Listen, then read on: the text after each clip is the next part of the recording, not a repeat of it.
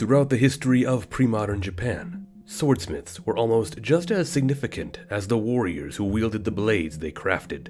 From the mythical Amakuni to the legendary Masamune, to who we are covering today, a figure who has over time been more seen in a sinister light, that of the renowned swordsmith Muramasa.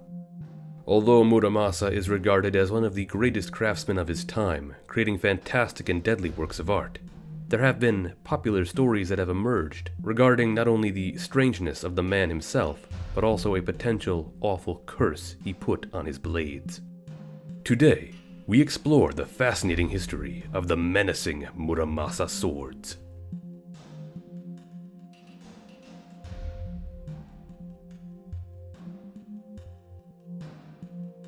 It is not known when the man who would come to be known as Sengo Muramasa would be born. Some evidence points to him living during the 15th century, while others believe that he lived during the early years of the 16th century, while the country was gripped in the Sengoku Jidai, Japan's iconic age of warring states. There are several theories as to how Muramasa became such an accomplished swordsmith, with one being a fantastical fabrication that has spawned some truly interesting legends. In this version of Muramasa's origin, he is believed to have instead lived back during the time of the great craftsman Masamune, who lived throughout the late 1200s and early 1300s. These stories paint Muramasa as a disciple and perhaps even longtime rival of Masamune. However, based on the designs of Muramasa's blades and the age of the metal used, it is generally agreed upon that Muramasa lived much, much later, as I have earlier stated.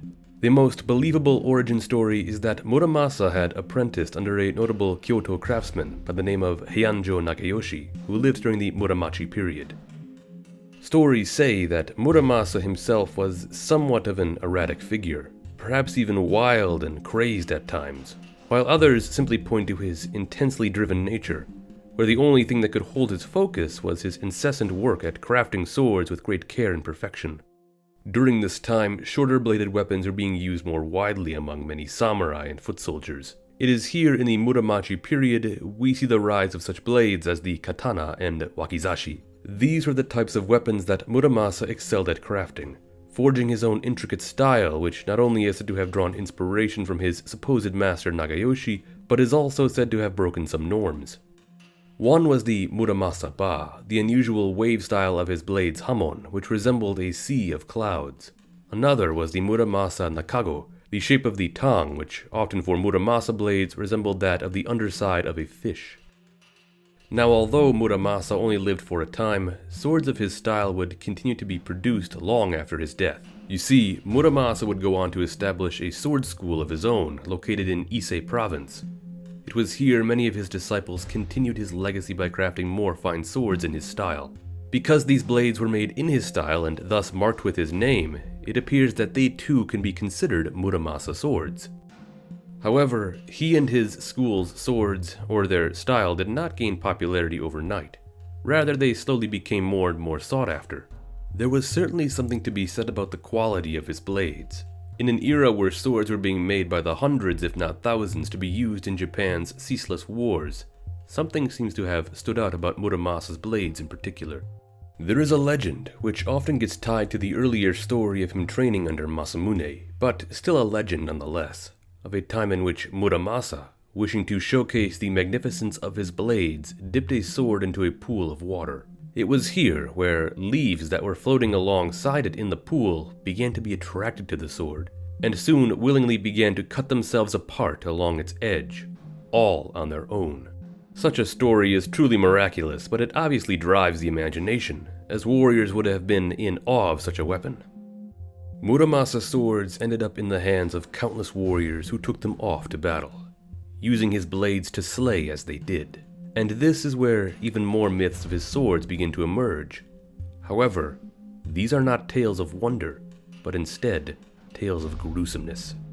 Now, before we get into the reality of the situation, I think we should first examine the fantasy. Throughout the Edo period, as we will come to see, many rumors emerged of the sinister nature of Muramasa swords, even going so far as to say that Muramasa had conducted demonic rituals to imbue his blades with evil, bloodthirsty spirits. Warriors who came to wield a Muramasa were said to feel a strange calling from their sword, begging them to shed blood.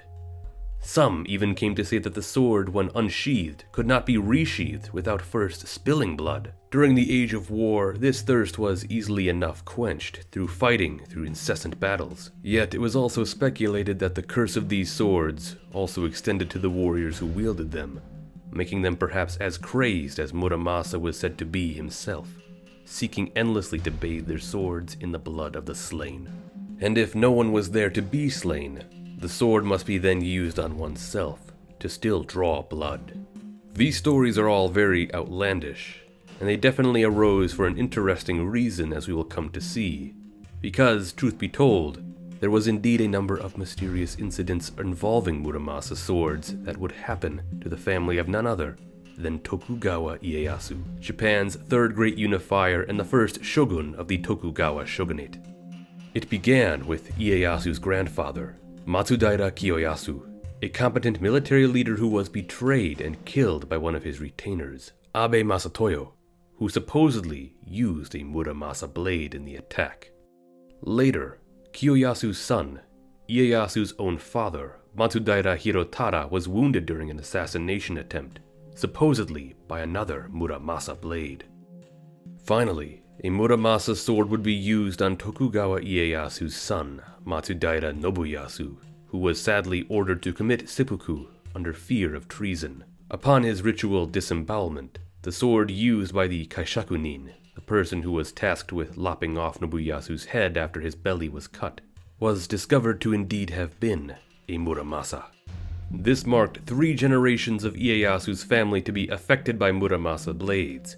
Yet that did not stop Ieyasu himself from acquiring his own Muramasa sword. This Muramasa that Ieyasu possessed ended up being passed down to each generation of the Tokugawa family, and today is in the possession of the Tokugawa Art Museum in Nagoya. This begs the question though, if the swords were indeed believed to be cursed, then why would Ieyasu wish to own one himself? The blood of 3 generations of his family had been spilled by Muramasa blades. Would it not be a bit foreboding to own one himself? To be completely honest, I don't actually think Ieyasu ever believed in that type of superstition. Ieyasu was a confident, calculated, and rational figure, so it's hard to know if he ever would have bought into such a fear. But on top of that, we also have to wonder if he even knew that all these blades were Muramasas at the time. Perhaps he even just liked the sword a lot and kept it as a prized status symbol. What Ieyasu thought of the situation we may never know the truth of. However, we do know how future generations of the Tokugawa family would feel towards Muramasa blades. It was not until the reign of the 3rd Tokugawa shogun, Tokugawa Iemitsu, that a reference to the ominous nature of Muramasa swords was recorded. It was here that a history of the Tokugawa family was written, this document being known as the Mikawa go Fudoki. The text referenced the 3 generations of Tokugawa family members who were affected by Muramasa blades and their disastrous nature, for what they had caused and perhaps what they could cause again.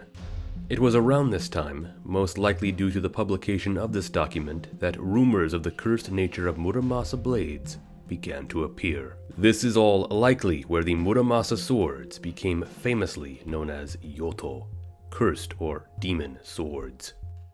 In fact, these rumors may have never actually existed before this point, so really we can see that the idea of Muramasa blades being evil or sinister likely all began right here. They did not actually cause bloodlust, and they did not drive their owners insane, and certainly Muramasa himself or future smiths of his line did not imbue their swords with any evil magic. These were all Edo period fantasies driven by the unsettling reality of what had occurred to Ieyasu's family. But of course, this is also what many came to believe, and what many still to this day like to think about, if for nothing else than an interesting story. However, even if the swords were not truly evil, there was still something to be said about their ominous nature, specifically to those who were more superstitious about this fact. Many figures within the Tokugawa family or wider shogunate administration were becoming increasingly cautious of Muramasa blades, with some perhaps choosing to part ways with their Muramasa swords. It has even been said that some branches of the family may have even banned warriors in their service from owning Muramasa swords. Others, who may have been either concerned about these rumors or even indifferent to the Tokugawa, were seen to have actually filed off some of the characters of the Muramasa signature on the tang. And by the late 1860s, leading up to the end of the shogunate in the Boshin War, it is also believed that Muramasa swords became powerful anti-Tokugawa symbols, with forgeries even being made to capitalize on this trend. Yet, throughout the Edo period, despite what others believed or came to believe about this story of cursed or anti-Tokugawa blades, many members of the Tokugawa themselves still continued to pass down their prized Muramasas, including the one owned by Ieyasu himself. To them, this was not a fear of something disastrous that could happen to them, but rather a reminder, a warning to themselves. Their Muramasa blades transformed into symbols, as indicators of the wars of the past, and how close the country or the family always could be to falling into chaos yet again, simply at the single swing of a sword. So, to answer the age-old question of if Muramasa swords were indeed really cursed, the answer of course would seem to be no. However, what the swords have become today is certainly far more influential. Thank you for watching, and don't forget to like, subscribe, and ring that notification bell if you enjoyed this video and found it to be most informative.